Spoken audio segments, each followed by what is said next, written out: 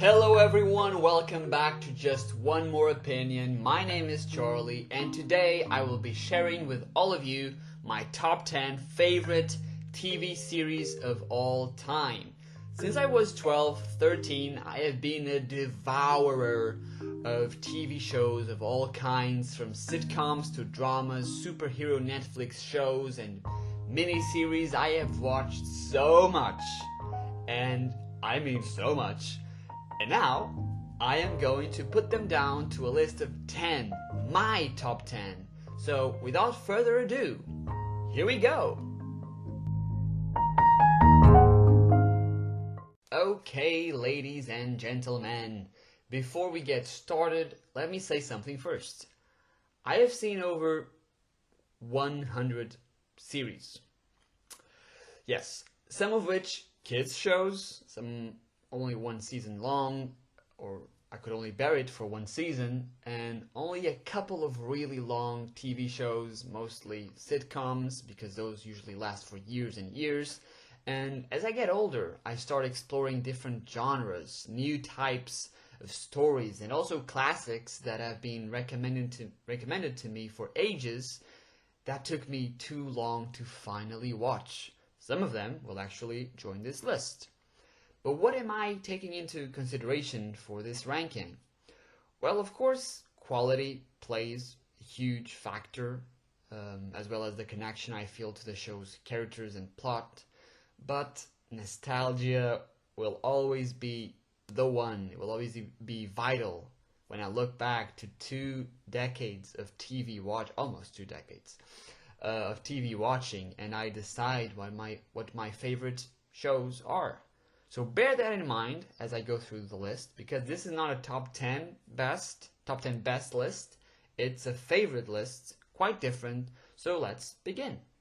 At number 10, How I Met Your Mother. 9 seasons of Ted, Robin, Marshall, Lily, and Barney just hanging around New York, living their lives, having fun. And I first started watching How I Met Your Mother when it was on its 6th season, I believe. I don't quite remember because I've watched all of it more than 6 times. Yeah, for a time it was my favorite show of all time. The only thing I watched really, and I know my friends are shocked to see it so low on the list because it has actually changed my life. Not an exaggeration, but also not something I want to talk about right now. Maybe a story for another time, another episode. And yes, it's true. This show, How I Met Your Mother, did change my life. It did make me more interested in TV shows. And it made me laugh and cry multiple times throughout my teenage years with its lessons, with its very intense, complex episodes. I loved it so much that I recommended it left and right, and I influenced, is that the right word, at least 4 of my friends to watch as well and fall in love with its characters just as I did. The reason why it's so low is because of the objective quality it has. It's good. It has left its mark in sitcom history. But compared to other TV shows, other comedy series, it's a bit lower than that. But nevertheless, if I catch it on TV, I might stop zapping and turn up the volume. At number 9, 13 Reasons Why. A very controversial Netflix show, no doubt, but one that I believe to have explored extremely important themes such as mental health and high school pressure, amongst other darker subjects that I do not wish to reference right now. And my main point is 13 Reasons Why made me thankful that I hadn't gone through such visceral, unfortunate school situations that made me lose my way and myself. And it also made me more empathetic about everybody else's problems. It reopened my eyes to the reality that if I am feeling a certain way, maybe my best friend or the most popular girl in school, or that nerdy kid from class, meaning me, might be going through something similar or sadly even worse. Of course, I already knew that, but I wasn't ignorant of it. But this show reminded me and its viewers of the power of words, of the effect of actions, and it asked the difficult questions. It exposed what is not always discussed. It opened conversation and presented worldwide support for everyone who needs it. 13 Reasons Why had 4 seasons, with its last one having been released in 2020, and I gotta say, few TV shows have possessed such important lessons in human psychology and emotion, from my perspective, of course, and that is why I highly recommend it, especially to the people that think it's this one thing, but it's actually not just that one thing, because it really is a very important story about young people needing help, and I think everyone should watch it. At number 8, I Know This Much Is True, a 2020 miniseries directed by Derek Cianfrance and starring Mark Ruffalo as both Dominic and Thomas Birdsey, twins with very different personalities and life experiences, in a story about trust, sacrifice, forgiveness, and betrayal. This show is not even a year old, but it quickly earned a spot in this list, even if not a very high one, because the acting, the script, and the themes it explored were so visually vibrant, so complex, and painfully truthful. If you tried, you could always find a link between their struggle and your own past or present struggles. The parallel lives of the identical twins, in my opinion, had this third mirror reflecting our own search for an identity, for a purpose, as the stakes for Dominic get higher and bliss for Thomas gets further away. At number 7, Lost.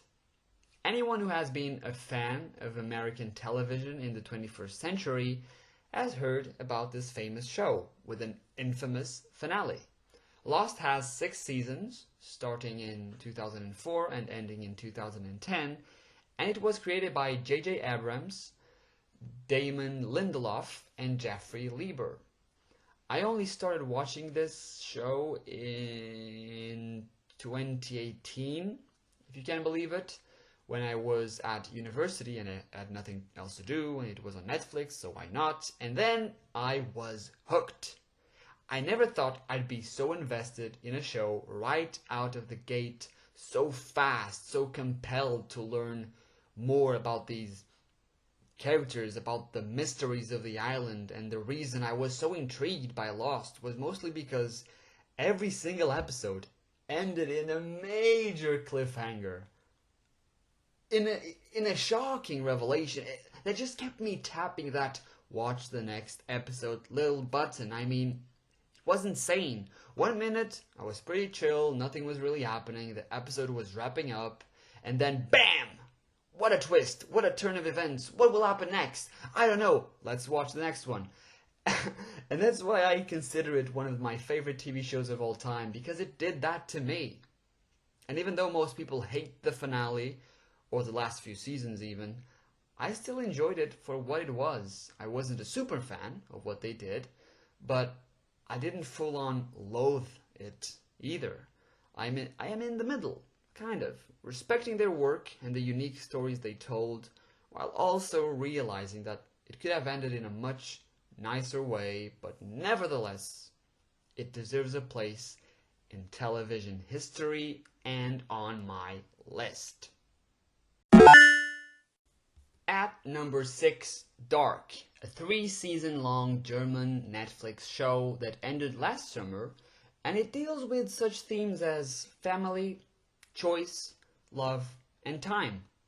I don't really want to say much about the plot because I'd be spoiling too much, so I'll just applaud creator Baran Bo Odar for his craft. This story was so unique, so well written and directed, open to interpretation in some instances, and the only TV show where I paused every single episode to discuss potential surprises and plot twists with my brother, with whom I watched this, and to kind of analyze what I just saw, what I just couldn't interpret right at that moment. It was really wild, and it really pushed me to listen, to see, to be focused on the story, because if I wasn't, I would be losing too much information. Honestly, once or twice every episode, I'd be like, pause, okay, this relates to this, and this to that, and that to person A, and A to B, so blah blah blah must happen next, right? That was me. That was me throughout the whole viewing of Dark. If you haven't watched it, I guarantee you will not regret it. It's freaking wild and freaking awesome. At number 5, Afterlife. And this marks the first show on the list that hasn't ended. Season 3 might still get released this year, hopefully. And it follows the life of Tony, played by the brilliant, hilarious Ricky Gervais, who has also created and directed the show. It's a beautiful blend of dark humor and deep, heartfelt emotions and stories. Sometimes you want to cry at some of the funniest jokes, and sometimes you can't stop laughing at these very broken people who are just human. That's what I love about Afterlife. It deals with real human struggles, misfortunes, tragedies, and life. But it does so with a pinch of comedy, so it doesn't fall into gloomy territories and becomes too dull. Ricky Gervais is a master at delivering heavy-packed drama and rolling on the floor comedy, mixing those together for a flurry of different feelings, and by the end you're left in this very appreciative state for life, for your life, and it's all thanks to Tony's experience and Gervais's writing. At number 4, The Boys, the second show on the list that is still going, stronger than ever. If you haven't yet heard about this show, let me try to summarize it for you real simple. Imagine a world where superpowers are real. They've created thousands of overly able individuals with all these types of skills and strengths, and that the government has used this phenomenon to make profit. Now, on top of that, imagine that the most famous superheroes are in fact the evilest beings on the planet, and now the most dangerous. So, enter The Boys, a group of guys who have no powers whatsoever that wish to expose these fraudulent, heroic figures and save the world from being ruled by these OP characters. They are joined by superpowered good guys and gals along the way, yes, but this duality, this risk, really is something that keeps you hooked, because usually in superhero movies and shows, the good guys have a tangible, physical upper hand to face their enemies, and here the boys have nothing but their will and their wit to stop the forces of evil. This show works as a superhero action-packed series, of course, but also as a dark humor satire to the genre that has made this genre that has made like billions and billions of dollars in the real world, just by playfully mocking the property of DC and Marvel at every chance they get, and the colorful collection of characters we have, from Carl Urban's Billy Butcher to Anthony Starr's Homelander, amongst many, many others, just give this show this other edge, another positive, and it just makes me and every fan dying to see what happens next. The Boys is also an American comic book series published by Dynamite Entertainment, so if you want to learn more about that, You can always read the comic books, but I will skip on any reading because I don't want any spoilers regarding what's to come in the next seasons of this bloody fantastic show. Before I unveil my top 3, here are some honorable mentions. Ricky Gervais created, directed, and starred in Derek, a 14-episode, 2-season-long show about a loyal nursing home care assistant who can only see the good in people, his co-workers, and the friendly residents. If that premise doesn't attract you, just know that it's a show about a lot of heart, about decency and kindness, and sometimes we all need a bit of that, while not forgetting about the difficult issues one deals with in life, as does Derek and his buddies. They deal with discrimination, with like real life issues, and yes, it's not a show that just is so packed with action and drama that just keeps you hooked, but it's a feel good show that I recommend that you watch if you have the time, because it's really profound and emotional. Yeah, it's very emotional by the end. Okay, I don't want to spoil it. So yeah, just go watch it if you have the time. Ragnarok is a Norwegian Netflix show about the Norse mythology. So entities like Thor, Loki, and the Frost Giants are mentioned, but Ragnarok has a more human take on it, I would say. The first season was released in early 2020, and the second season is in the making. Hopefully it comes to Netflix like late this year, maybe next year with all that's going on. And what entices me about this one is, like I said, how grounded it is for a story about actual gods living amongst men, but also how it connects to current concerns we have with our own planet. It's definitely a must-watch in my opinion, and it's only 6 episodes long, so you can binge it pretty easily. And The Crown, another Netflix show, is also a surprisingly interesting series, telling the tale of Queen Elizabeth from her first years as sovereign until the present day. Of course, we haven't gotten to that point yet. Each season spans around 10 years, and we only have 4 seasons so far, with 5 and 6 coming to 2022 and 2023, marking the end of the series. But what is fascinating to me is how remarkably crafted this show is. It's basically just retelling real events from English history, but it does so with so much charm and grandeur that you sometimes forget this is more than cinematic magnificence, but in fact a sort of documentary about the lives of all royal family members as they struggle with their positions and what they represent in a rather humane manner. I'm currently rewatching it with my parents and younger brother because I thought it was one of those TV shows everyone should like to see at least once, so I highly suggest you do if you haven't already. Moving on, at number 3, Daredevil, yet another Netflix original and the first Marvel collaboration with the streaming service. Daredevil started in 2015 and its third and last season was released in 2018.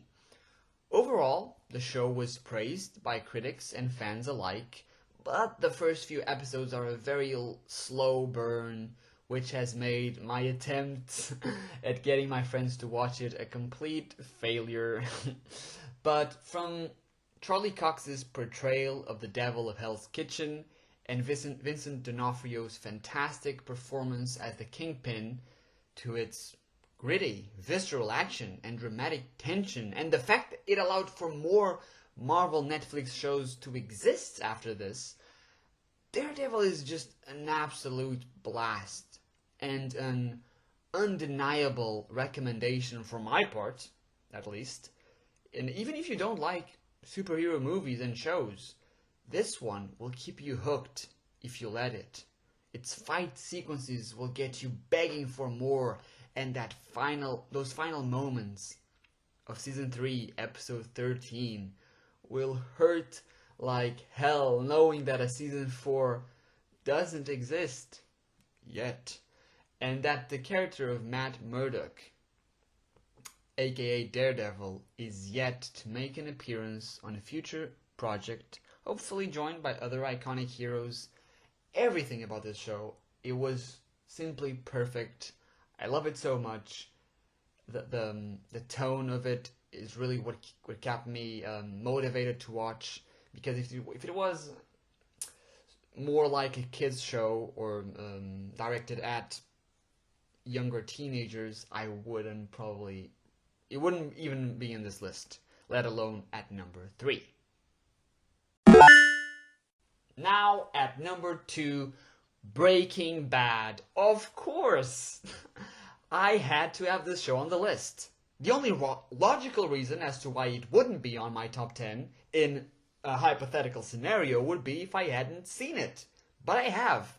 Twice now. And how can you not have this show in your top 10 or your top 5 when most people have it in their top 1? And rightfully so. Breaking Bad broke barriers. Let me say that again, as it is quite a fun tongue twister. Breaking Bad broke barriers. It truly was a television phenomenon.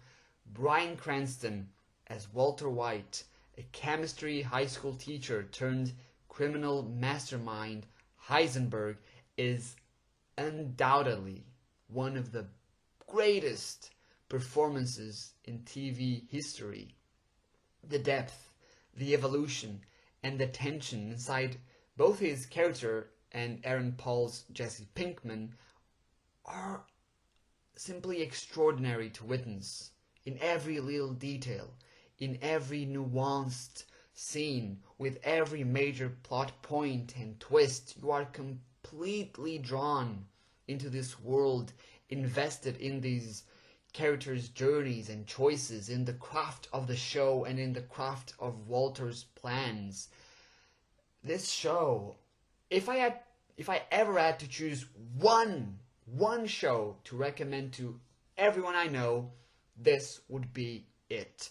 Breaking Bad is an absolute, undeniable must-watch to every single breathing person who is interested in great stories, great drama, great character developments, simply put, great TV.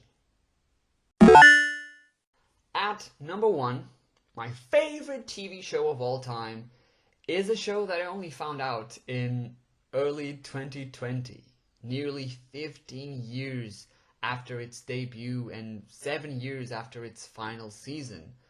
But since my first viewing in January, February of last year, I have watched it a second time because I wanted to introduce it to my family, and I plan on watching it a third and fourth and fifth time when I can.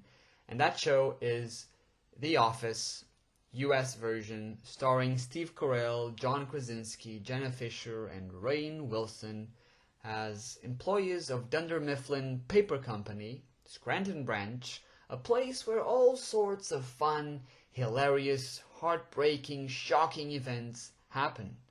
This mockumentary on a group of ordinary workers can be seen as an exaggerated version of many people's actual workday experiences, or just as a feel-good 30-minute sitcom that is so very successful in making the rest of us fall in love with these characters as smoothly and quickly as possible.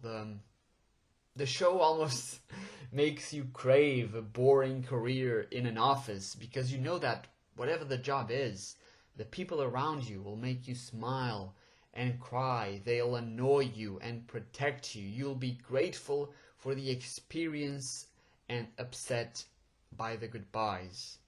Steve Carell's Michael Scott is one of my favorite characters of all time, and it's not because of the actor comedic timing, not because of the many running gags and trademark quotes, and that list is long, like really long.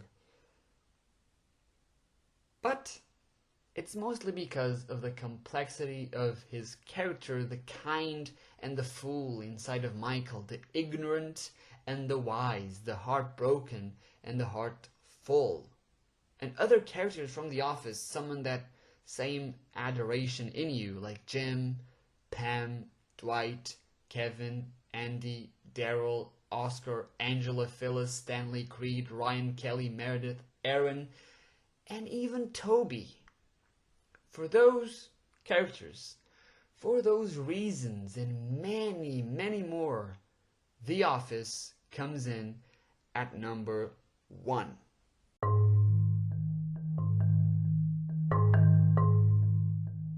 And that was it, guys. My top 10 favorite TV shows of all time. What is your list? I'd love to know all about your favorite TV series, so let me know on Instagram or Twitter. I have the links to those accounts on the podcast description, as well as my email, and I'd really appreciate your feedback on the podcast so far.